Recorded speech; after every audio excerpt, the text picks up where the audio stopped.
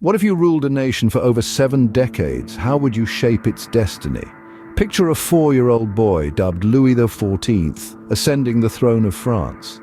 His reign would span an astounding 72 years, making him the longest reigning monarch in European history.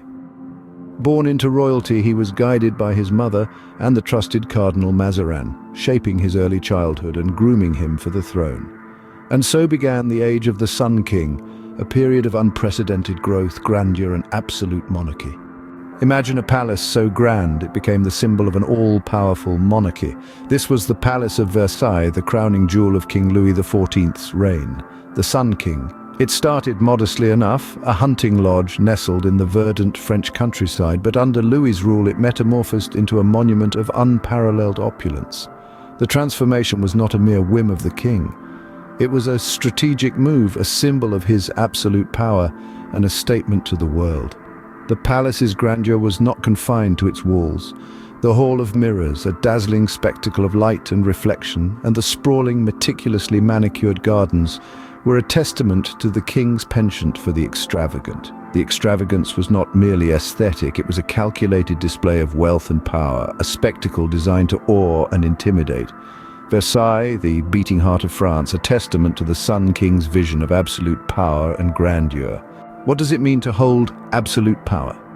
Picture a man who believed his authority was divine, a gift from the heavens themselves. This was Louis XIV, a ruler who held an unwavering belief in the divine right of kings.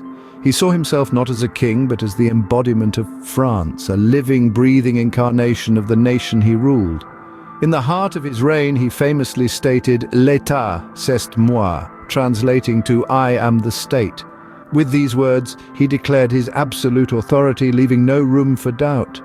The monarchy wasn't just a political institution, it was Louis XIV.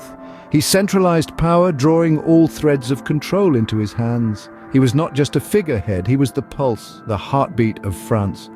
His decisions shaped the nation, his will became the law, and so the lines blurred between king and country, between ruler and realm. Indeed, under Louis XIV, the king and the state were one and the same. Is a king's greatness measured by the size of his kingdom? This question rings true when we delve into the numerous wars and expansionist policies during the reign of King Louis XIV. Under his rule, France was almost constantly at war, and these conflicts often had a territorial objective.